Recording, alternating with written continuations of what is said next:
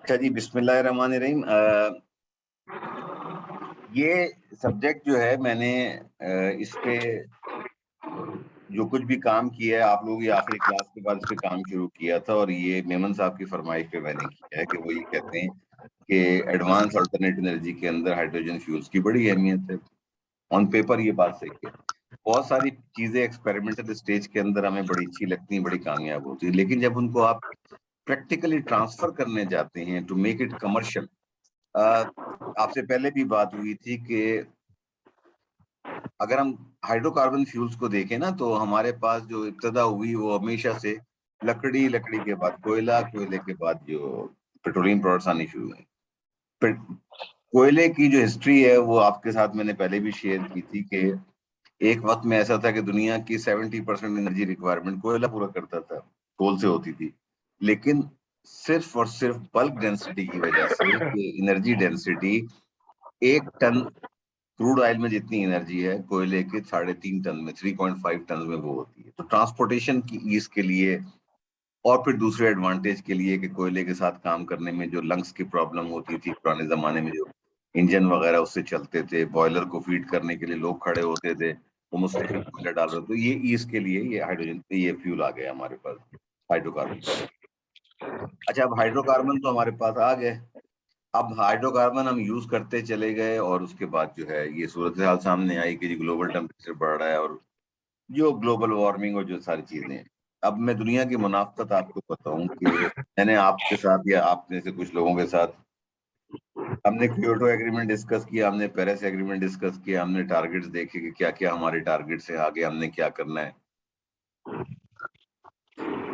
आज की तारीख में मैं आपको बता रहा हूँ, पिछले हफ्ते इंग्लैंड, जर्मनी, फ्रांस और बहुत सारे ममालिक ने, खासतौर पे ईस्टर्न यूरोप के ममालिक जो ईयू का पार्ट बन गए, उन्होंने फैसला किया है कि भाई गैस की कीमतें और तेल की कीमतें वहां पहुंच चुकी हैं कि जहां हमें अपने प्लांट्स बंद करने पड़ेंगे गैस वाले, और उन्होंने दोबारा से कोल जलाने शुरू कर दिया।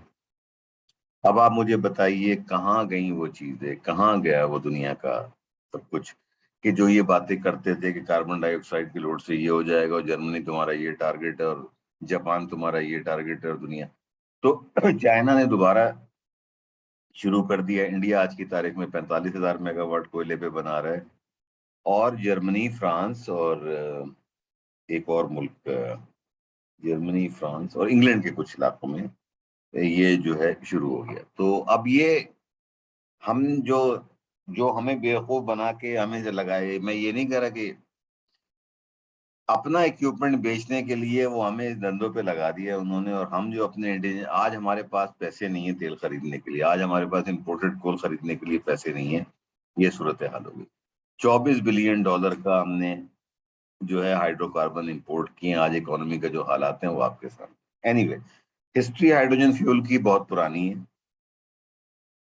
ठीक है, अच्छा पहले तो हाइड्रोजन है क्या? ये पीरियोडिक टेबल के अंदर ये पहला एलिमेंट है। ये दुनिया में नेचुरली अर्थ के तौर पे नहीं मिलता, ये वाटर कंपाउंड की सूरत में मिलता है। और आपको याद होगा जब हम न्यूक्लियर एनर्जी डिस्कस कर रहे थे, तो मैंने आपको मिसाल दी थी कि दो तरह की होती है, फिशन और फ्यूजन। और जो सूरज की रोशनी हम तक पहुंच रही है, ये एक फ्यूजन रिएक्शन जो हो रहा है सूरज के ऊपर, कि जहाँ हाइड्रोजन कंबाइन हो रही है आपस में और हीलियम बना रही है, और उसकी जो एनर्जी है और वो हम तक पहुंचती है, और हमारी जिंदगी जो है उसके साथ जुड़ी हुई है। तो ये पानी की शक्ल में हमें मिलता है। दुनिया का 71% जो है पानी है। ठीक है, तो वाटर के अंदर दो चीजें होती हैं, ये सारी चीजें 9th 10th के अंदर आपने पढ़ी होंगी। और इस मॉलिक्यूल को अगर चाहें तो हम तोड़ सकते हैं। आपने इलेक्ट्रोलिसिस का एग्रीमेंट हमारे जमाने में, एक्सपेरिमेंट कराया जाता था हमारे जमाने में, आपका मुझे नहीं पता कि आप लोगों ने किया है नहीं किया। वो पानी के अंदर थोड़ा सा एसिड डाल के और दो ट्यूब रखी जाती थी, टेस्ट ट्यूब उल्टा करके, और उसके अंदर हम कहते थे कि हाँ जी ये हाइड्रोजन हो गई, ये हो गई। और हमारे एक दोस्त ने, मुझे आज भी याद है, तो उसने माचिस जला दी थी उसके आगे, और धमाका हुआ था, ट्यूब फट गई थी, हम लोग बच गए थे। तो ये चीजें एक कोई नई चीज नहीं है कि हम पानी से ऑक्सीजन और हाइड्रोजन को हम अलग कर सकते हैं। अच्छा, कहा यह जाता है कि हाइड्रोजन फ्यूल क्लीन फ्यूल है, और बिल्कुल सही भी है कि हाइड्रोजन को जब आप जलाएंगे तो ऑक्सीजन के साथ जलाएंगे, दोबारा पानी बना देगा और आपको हीट दे देगा। है या नहीं ये बात? तो इस लिहाज से तो इसका कोई इमिशन ऐसे नहीं है, और पानी की दुनिया में कोई कमी नहीं है। आप और हम सब यूज कर रहे होते हैं पानी को। और अगर पानी ना हो तो हमें मसाइल होते हैं। तो अब इंडस्ट्रियल स्केल पे जो हम बात करते हैं कि हाइड्रोजन फ्यूल की, वो पानी से बनाना बन तो सकता है, लेकिन उसकी जो कॉस्ट है वो आपको इकोनॉमिकल नहीं पड़ेगी, इकोनॉमिक फिजिबिलिटी नहीं बनती। तो उसके लिए 3-4 चीजें यूज की जाती हैं कि न्यूक्लियर पावर से आप हाइड्रोजन बनाते हैं, आप बायोमास से बनाते हैं, आप नेचुरल गैस से बनाते हैं, और सोलर विंड से आप हाइड्रोजन बना सकते हैं। लेकिन सबसे कामयाब जो इसके अंदर है वो है नेचुरल गैस वाला, कि लो बीटीयू की गैस को लें या हाई बीटीयू की गैस को लें, उसको यूज करते हुए आप इसकी बना सकते हैं। आगे हम डिस्कस करेंगे किस तरीके से ये चीजें होती हैं। अच्छा, ये इसको टेक्निकली स्पीकिंग कि इसको हम कार में यूज कर सकते हैं, घरों में यूज कर सकते हैं, पावर जो होती है आपकी यानी यूपीएस की बैटरी वगैरह, और दूसरी एप्लीकेशन में इसको यूज कर सकते हैं। ये तो हो गई इसकी थ्योरी हाइड्रोजन की। अब दुनिया में जो हाइड्रोजन का यूज हो रहा है, वैसे भी हाइड्रोजन यूज होती है। आप जितनी भी रिफाइनिंग प्रोसेस चले जाएं, केमिकल प्रोसेस में चले जाएं, इन सब के अंदर हाइड्रोजन का एक बहुत इस्तेमाल होता है। फॉर एग्जांपल जो तेल होता है उसके अंदर अगर आपने ऑर्गेनिक केमिस्ट्री आपको याद हो, तो एक हम कहते हैं नेफ्थेनिक हाइड्रोकार्बन, जिसमें स्ट्रेट चेन होती है, कार्बन का एक एटम होता है, उसके साथ 4 हाइड्रोजन के एटम होते हैं, तो वो मीथेन बन जाता है। जब कार्बन के 2 होते हैं और हाइड्रोजन के जो 6 हो जाते हैं, तो वो चेंज होती चली जाती है। ये जो हाइड्रोकार्बन होते हैं, इनकी हम केमिस्ट्री को चेंज कर सकते हैं, इनके बॉन्ड स्ट्रक्चर को चेंज कर सकते हैं। एक कैटलिस्ट की मौजूदगी में टेम्परेचर और प्रेशर बढ़ा के हाइड्रोजन अगर हम इंजेक्ट करते हैं, तो उससे वो बेंजीन वगैरह इस तरह के स्ट्रक्चर में कन्वर्ट हो जाता है, डबल बॉन्ड बन जाता है। वो मैं उस केमिस्ट्री में नहीं जाऊंगा, लेकिन 38 मिलियन मेट्रिक टन जो है दुनिया में हाइड्रोजन यूज हो रही है पेट्रोलियम प्रोडक्ट को रिफाइनरी के अंदर, यानी नेफ्ता को पेट्रोल बनाने में और दूसरी चीजें बनाने में। ठीक है, अमोनिया के अंदर 31 हो रही यूज हो रही है। अच्छा, इसके अलावा 12 टन जो है मेथनॉल, जो एक केमिकल होता है जो यूज होता है, उसको बनाने में इस्तेमाल होती है। स्टील की मैन्युफैक्चरिंग में इसको इस्तेमाल किया जाता है। और सबसे बड़ी बात ये कि प्रोसेसिंग एंड हीटिंग भी ये अदर एप्लीकेशंस में इसको 26 मिलियन टन, तो ये मेट्रिक टन जो है, ये इसके यूजेस हैं, मेन यूजेस जो इसके ये हैं। हाइड्रोजन का फ्यूल का यूज आगे आपसे डिस्कस करते हैं कितना है। कहते ये हैं कि जी 2050 के अंदर, सन 2002 by 2050 650 metric ton per year की डिमांड होगी। ट्रांसपोर्टेशन में फोरकास्ट किया जा रहा है कि 185 मेट्रिक टन यूज होगा, जो कि 30% of total demand. Industrial sector जैसे मैंने आपको बताया, केमिकल, पेट्रोकेमिकल, रिफाइनिंग सेक्टर, जो अमोनिया की प्रोडक्शन है, जो कि फिर फर्दर उससे गैस बनती है, सॉरी फर्टिलाइजर। आप टीवी पे स्टार देखते होंगे ना, अमोनियम नाइट्रेट इस्तेमाल करो फसल बढ़ाओ, तो उसके लिए जो अमोनिया बनता है उसके लिए हाइड्रोजन एक मेजर कंपोनेंट है जिसको यूज किया जाता है।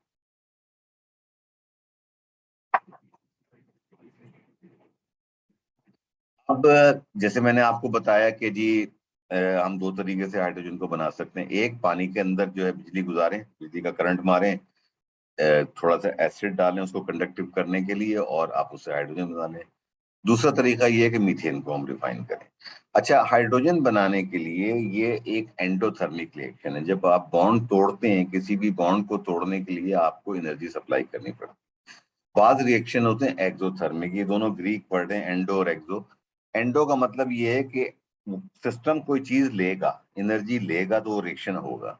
और एक्सोथर्मिक ये है कि आपने रिएक्शन शुरू कर दिया, वो सिस्टम को एनर्जी देता है। जैसे मिसाल के तौर पे हम हाइड्रोकार्बन को ले लें, कोयले को जब हम जलाते हैं, एक दफा जलाने में हमारी थोड़ी सी एनर्जी लगती है, लेकिन एक दफा वो जल गया तो वो सिस्टम को एनर्जी देना शुरू करता है, और जो एनर्जी वो लेता है जलने के लिए, उससे कहीं ज्यादा वो हमें देता है।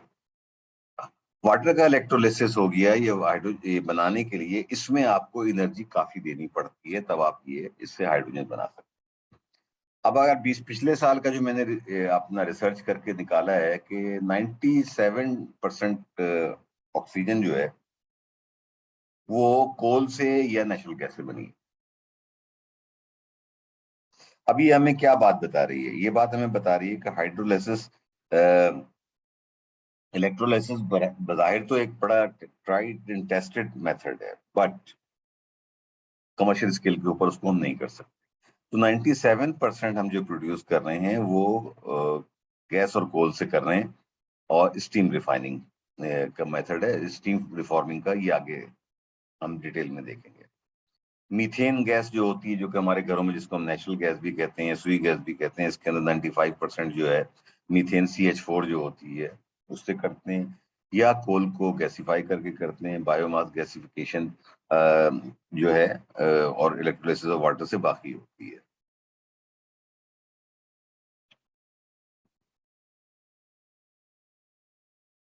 अब ये थर्मल प्रोसेस जो है हाइड्रोजन प्रोडक्शन का, जिसको हम स्टीम जिसमें यूज करते हैं, हम क्या करते हैं कि हमने हाइड्रोकार्बन फ्यूल लिया, चाहे वो मीथेन है चाहे वो कोल है, उसके ऊपर हाई टेम्परेचर की हम स्टीम पास करते हैं उससे। जब हाई टेम्परेचर की हम स्टीम पास करते हैं तो उससे हमें हाइड्रोजन मिलती है। आगे रिएक्शंस की मैं तफसील बताता हूँ, क्या रिएक्शन होते हैं, ठीक है। ये बाकी सारे फ्यूल से आप, तो स्टीम रिफॉर्मिंग का जो प्रोसेस है नेचुरल गैस का, स्टीम रिफॉर्मिंग का, वो अब देख लेते हैं कि स्टीम जो है हम 700 से 1000 सेल्सियस पे उसको सुपर हीटेड स्टीम जिसको हम कहते हैं, वो यूज करते हैं इसको बनाने के लिए, नेचुरल गैस लेके, इस मेथेन लेके या कोल लेके, ठीक है। मीथेन जो होती है वो रिएक्ट करती है, उसके ऊपर हम प्रेशर भी डालते हैं, तकरीबन 50 PSI से लेके 300-400 PSI का एक कैटलिस्ट डालते हैं उसके अंदर, जो कि उस रिएक्शन को तेज करता है। तो जब कार्बन से स्टीम रिएक्ट करती है तो उसमें ऑक्सीजन भी होती है, हाइड्रोजन भी होती है। ऑक्सीजन जो है कार्बन मोनोऑक्साइड बन जाती है, और थोड़ी तादाद के अंदर, थोड़ी मकदार के अंदर, थोड़ी क्वांटिटी के अंदर जो है कार्बन डाइऑक्साइड बनती है, ठीक है। लेकिन ये प्रोसेस जैसे मैंने बताया कि एंडोथर्मिक है, इसमें हमें बाहर से एनर्जी देनी पड़ती है। ये प्रोसेस जिसको हम कहते हैं वाटर गैस शिफ्ट रिएक्शन, ये कार्बन मोनोऑक्साइड और अदर इम्प्योरिटीज को रिमूव करता है गैस स्टीम से, और सिर्फ प्योर हाइड्रोजन को छोड़ देते हैं। अब स्टीम रिफॉर्मिंग का आप रिएक्शन देख लीजिए, मैं तफसील में नहीं जा रहा। देखिए मीथेन का एक एटम आपको नजर आ रहा होगा, उसके साथ हाइड्रोजन है प्लस हीट है, हमने डाला तो कार्बन मोनोऑक्साइड बन गई, और 3 मॉलिक्यूल हमें मिल गए हाइड्रोजन के, ठीक है। उसके बाद कार्बन मोनोऑक्साइड को मजीद, जो कार्बन मोनोऑक्साइड होती है, जो मजीद उस पर स्टीम लगती है तो कार्बन डाइऑक्साइड बन जाती है और हाइड्रोजन बन जाती है। तो दो तरीके से आपको मिलती है। एक ही जो वाटर गैस बन जाती है आपके साथ, उसको आप यूज करते हुए हाइड्रोजन को आप प्रोड्यूस कर लेते हैं। तो ये सारा प्रोसेस जो होता है एक फर्नेस में या ओवन में किया जाता है, कि जिससे इतनी हाई प्रेशर आपको स्टीम मिले और आप हाइड्रोजन को लें और हाइड्रोजन की स्टोरेज को आप स्टोर कर लें और उसको फिर फर्दर यूज के लिए ले जा सकते हैं। अच्छा, जब ऑक्सीजन की कमी होती है, ये तो हमने देखा है कि ऑक्सीजन अगर कम होगी तो कार्बन मोनोऑक्साइड बनेगी, और कार्बन मोनोऑक्साइड बड़ी डेंजरस होती है, जो कि घरों में के अंदर भी होता है कि कोयला वगैरह अगर आप इस्तेमाल कर रहे हो, ऑक्सीजन प्रॉपर ना हो, तो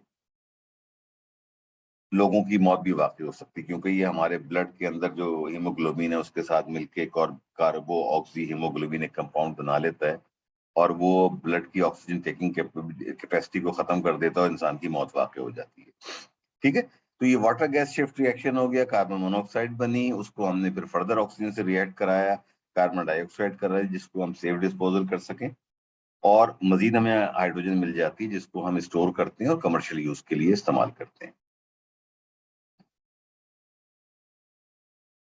जब हम कार्बन मोनोऑक्साइड को मजीद रिएक्ट कराते हैं स्टीम से, तो इस प्रोसेस से हमें हीट मिलती है, ये एक्सोथर्मिक रिएक्शन है। तो मैं कुछ ज्यादा टेक्निकल तो नहीं हो रहा भाई? आप लोगों की खामोशी ये बता रही है कि आपके सर से जा रही हैं ये बातें। नहीं सर, सही समझा है। अच्छा, चले, आपने कहा तो मैं खुश हुआ। इस बात पे आपका 1 नंबर बढ़ा दूंगा फाइनल के अंदर में।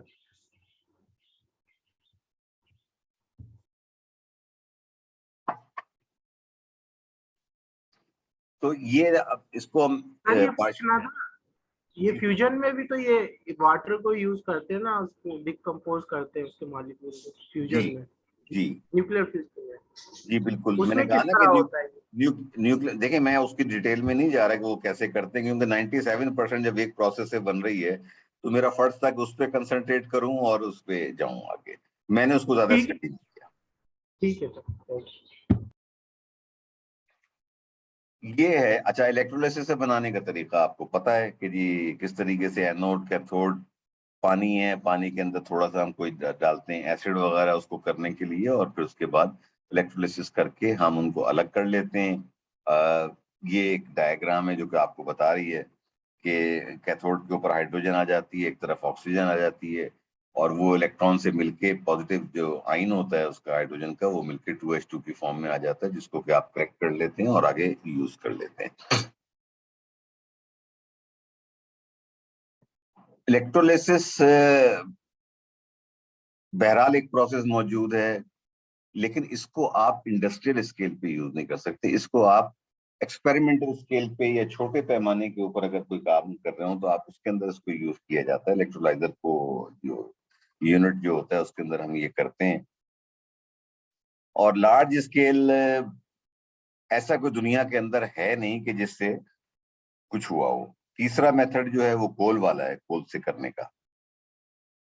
मैं इसलिए जरा तेजी से जा रहा हूँ कि मेरे घर के बाहर बहुत तेज बारिश हो रही है, कि ये ना हो बिजली चली जाए और जो आज हमने काम करना है वो हमारा अधूरा रह जाए। ठीक है। ठीक है सर, ठीक।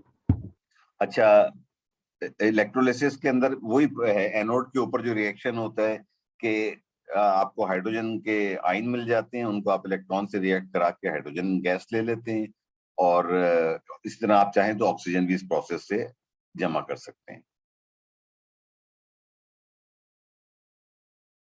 अच्छा, ये सोलर ड्रिवन प्रोसेस भी यूज किए जाते हैं। सोलर ड्रिवन क्या होता है कि फोटोबायोलॉजिकल सेल, ये फोटो इलेक्ट्रोकेमिकल सेल जो हैं, उनको हम यूज करते हुए बैक्टीरिया को, जो अल्जाई जो है, यानी जिसको हम उर्दू में काई कहते हैं, ये अल्जाई जो होती है, उससे भी हाइड्रोजन बनाई जाती है।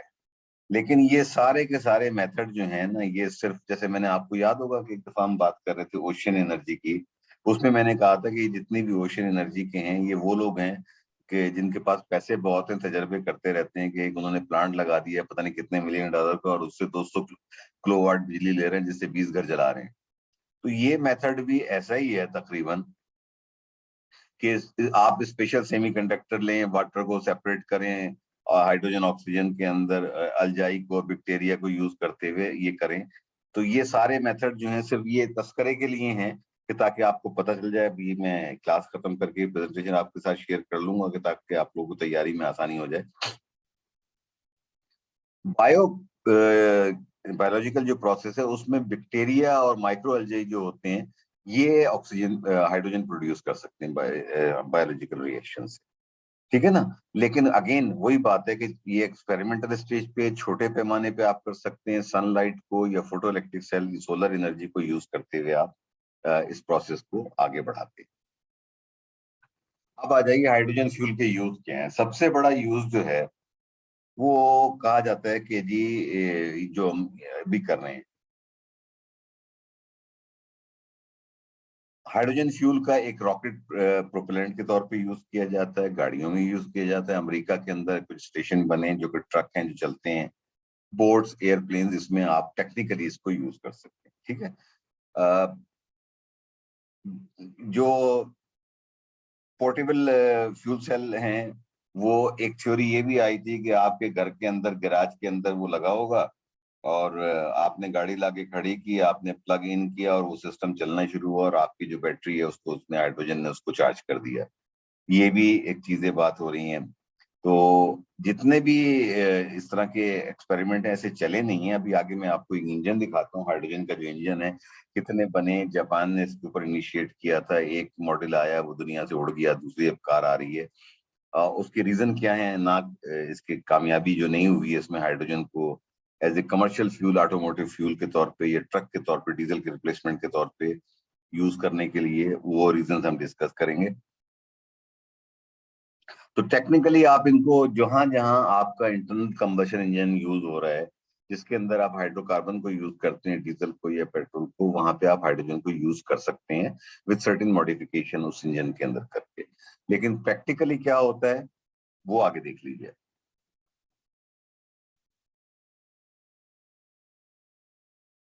सबसे बड़ा प्रॉब्लम है इसका जो है वो स्टोर करने का।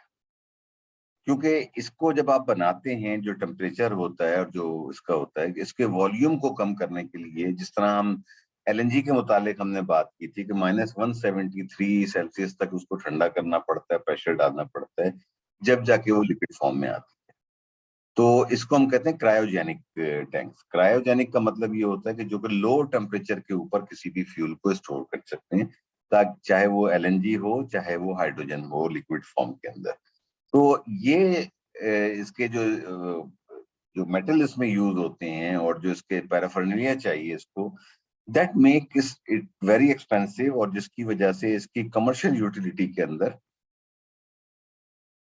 एक प्रॉब्लम आ जाती है। अच्छा, ये हाइड्राइड्स जो हैं ये एक डेवलपमेंट स्टेज के अंदर हैं। इसके वो कहते हैं कि जी बैटरीज को यूज करें आप जो कि हाइड्रोजन के ऊपर हों, लेकिन लार्जर व्हीकल्स, हैवी ट्रक्स के अंदर कुछ एक्सपेरिमेंट हुए हैं और उनके अंदर ये हाइड्रोजन को इस्तेमाल किया गया है। हाइड्रोजन को आप जैसे ये आपका जनरेटर है उसके अंदर भी आप यूज कर सकते हैं नेचुरल गैस के तौर के ऊपर। आप इसको हीटिंग के लिए भी यूज कर सकते हैं कि आपके पास हाइड्रोजन है उसको आप बर्न करें। तो जिस तरह आप घर के अंदर आप चूल्हा जला रहे होते हैं, ये बड़ी क्रूड सी मिसाल दे रहा हूँ, तो वो जाहिर है गैस को बर्न करके चला दो, इस तरीके से हाइड्रोजन को बर्न करके भी चला सकते हैं, लेकिन इसकी सेफ्टी बहुत ज्यादा स्ट्रिंजेंट है as compare to natural gas की जो सेफ्टी है। अब ये एक फ्यूल सेल है। हाइड्रोजन आप देखें कि इन हुई उसके अंदर, ठीक है, एक मेम्ब्रेन है, एक तरफ कैथोड है। आपने फ्यूल सेल से जो है ऑक्सीजन इन की और वाटर जो है दोनों जलने के बाद दोनों के जब मिलते हैं, मलने के बाद आपको हीट मिली और वाटर बन के जो है वो आउट हो गया। ये आप हीट को आगे फर्दर यूटिलाइज कर लें, इसको आप कन्वर्ट कर लें किसी भी तरीके से इंडस्ट्रियल स्केल के ऊपर। डोमेस्टिक में तो ये मेथड स्टेबल नहीं है, लेकिन ये जो बेसिक पर्पज ये है कि हाइड्रोजन जब आपने बना ली है, उस हाइड्रोजन को ऑक्सीजन के साथ कंबाइन करके और आप उससे कैसे हीट लेंगे और उससे फर्दर कैसे आप अपनी जो भी मशीनरी है, इक्विपमेंट है, उसको आप चलाने के ऊपर कामयाबी आप हासिल कर सकते हैं। ये फ्यूल सेल जो हैं जो कि इलेक्ट्रिकल पावर, हाइड्रोजन को इलेक्ट्रिकल पावर में कन्वर्ट करने वाले, ये इनकी इफिशियंसी बहुत ज्यादा है। एनवायरनमेंट के ऊपर कोई नहीं है, इसमें बहुत नंबर ऑफ पार्ट्स कम होते हैं और कोई शोर शराबा नहीं होता फ्यूल सेल्स के अंदर। तो ये इसका एनवायरनमेंट के हिसाब से इसका बड़ा एडवांटेज है। ये दो तरह के होते हैं, स्टेशनरी भी होते हैं, मोबाइल भी होते हैं, ठीक है। और ये व्हीकल का ये फ्यूल सेल जो होते हैं व्हीकल के प्रोपल्शन सिस्टम जो होता है उसका एक पार्ट बना के इनको किया जाता है। अ, मेरे पास 10 मिनट रह गए, मैं इसको कंटिन्यू करता हूँ, जब ये खत्म हो जाएगा टाइम तो इसको सेव करके मैं वापस आऊंगा। अच्छा, इसके जो बेनिफिट्स हैं, फ्यूल इकोनॉमी इसमें बहुत बेहतर होती है as compare to normal fuel जो हम हाइड्रोकार्बन फ्यूल यूज करते हैं, पेट्रोल या डीजल या कोल, उसके मुकाबले में इसकी बेहतर होती है। और हाइड्रोजन के फ्यूल सेल्स जो हैं, सबसे ज्यादा जो इसमें काम हुआ है और आज भी हो रहा है वो जापान के अंदर हो रहा है इसके अंदर, ठीक है।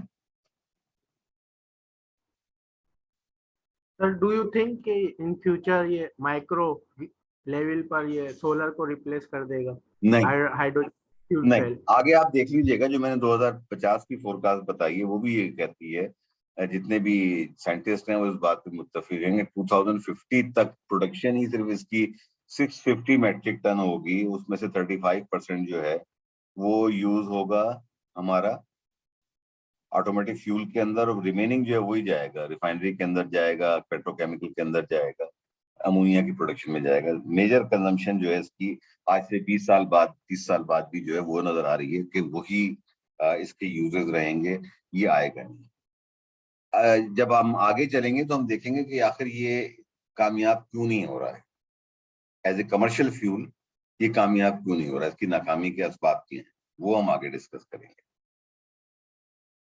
अच्छा, हाइड्रोजन के जो कंबशन इंजन होते हैं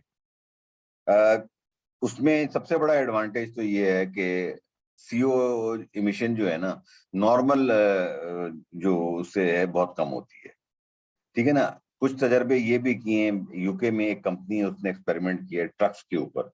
उन्होंने ये एक्सपेरिमेंट किया है कि हाइड्रोजन और डीजल मिक्स अगर करके यूज करें तो उससे जो नॉर्मल डीजल के जो इमिशन होते हैं हाइड्रोजन के साथ मिक्स करके यूज करने से 40% आप इमिशन कम कर सकते हैं। लेकिन अगेन वही बात आती है कि बहुत सारी चीजें लैब स्केल के ऊपर बहुत अच्छी लगती हैं, लेकिन जब आप उनको एक्चुअल कंडीशन में कमर्शलाइज करने जाते हैं, क्या उस वक्त वो वायबल है, क्या उस वक्त वो इकोनॉमिकल है, क्या हम ये सब चीजों को मैनेज कर सकते हैं? तो द आंसर इज नो। ठीक है। इंजन के अंदर माइनर मॉडिफिकेशन अगर आप कर लें ना, और हाइड्रोजन टैंक इंस्टॉल किए जाते हैं इसके अंदर, उसका कंप्रेशन जो किया जाता है गैस का, वो तकरीबन 350 बार। एक बार जो है कितना होता है? क्यों भाई, कौन बताएगा मुझे? 14.7 psi। 14.7 psi। तो जरा इसको आप इससे मल्टीप्लाई कर लीजिए तो कितने हो गए? 5000 psi हो गए, नहीं हो गए? क्यों भाई? जी सर। तो अब आप मुझे बताइए कि जब पाकिस्तान में सीएनजी आई थी तो मुझे किसी ने कहा कि आप अपनी गाड़ी में सीएनजी क्यों नहीं लगवा सकते? तो मैंने कहा तुम्हें पता है ये जो टैंक है इसमें सीएनजी जो भरी जाती है इसका टेम्परेचर कितना होता है? उसने कहा कि नहीं। मैंने कहा 200 बार पे होता है। तो अगर खुदा ना खास्ता कुछ हो जाए तो वो जो है बम से ज्यादा खतरनाक है। तो मैं तो कभी भी अपनी फैमिली को ऐसी गाड़ी में लेके फिरना पसंद नहीं करूंगा कि जिस जो एक बम के ऊपर रखी हो। तो मैंने कभी जिंदगी में कभी सीएनजी अपनी गाड़ी में नहीं लगवाई और यूज नहीं किया। यही बात एक इसकी भी है कि आप एक ऐसा इंजन के अंदर एक ऐसा टैंक लगा रहे हैं जिसके अंदर 5000 psi के ऊपर आपने प्रेशर करके ऑक्सीजन साथ मिलाई, और उसका एडवांटेज क्या ले रहे हैं आप? इकोनॉमिकली अगर आप देखें तो आपको कोई एडवांटेज नहीं मिल रहा। इकोनॉमिकली आपका कोई एडवांटेज नहीं है। लेकिन उसके साथ साथ आपको क्या प्रॉब्लम आ रही है कि आपने एक रिस्क बढ़ा दिया है अपना। किस लिए? एनवायरनमेंट के ऊपर कार्बन डाइऑक्साइड का लोड कम करने। तो फ्यूल सेल्स के ऊपर हाइड्रोजन की प्राइस अभी तक जो निकाली गई है, जो बनाने का तरीका कार है, वो कोई इतनी इकोनॉमिकल नहीं है।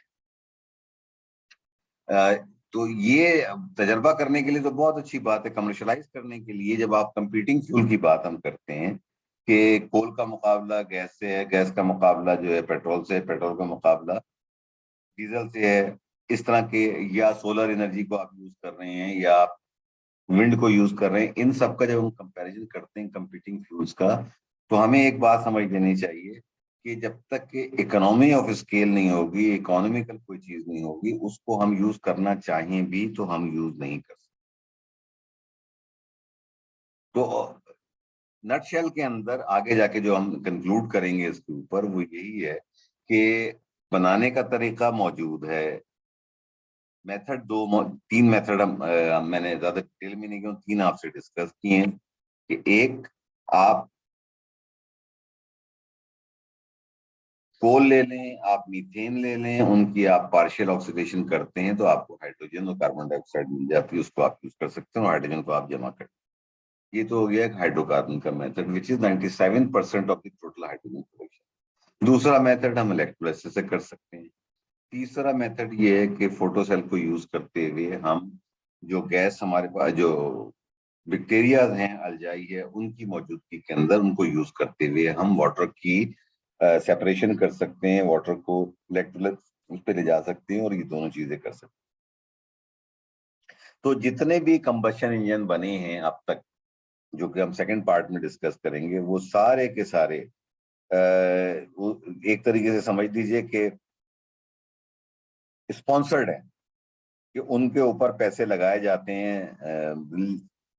लेकिन जो अगर आप नॉर्मल उससे देखें ना तो वो आपको महंगे पड़ेंगे।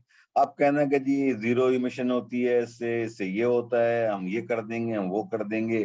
फिर उसके बाद उन्होंने कहा जी जीरो वाला जो प्योर हाइड्रोजन वाला तो नहीं चल रहा, तो इसको हाइब्रिड करने की कोशिश करें। तो ये सारी चीजें की गई हैं, ट्राई की गई हैं, और अभी तक कहीं हम पहुंचे नहीं हैं। आगे दो तीन कंपनियों का मॉडल भी है कि उन्होंने किस तरीके से किया और क्या डिस्कस किया, वो मैं आपके साथ शेयर करूंगा। मैं अभी लॉग आउट कर रहा हूँ, ठीक है? और ठीक है मैं ओके जैसी सर। सेव होती है मैं वापस आता हूँ आपके साथ। Okay sir. ठीक है सर।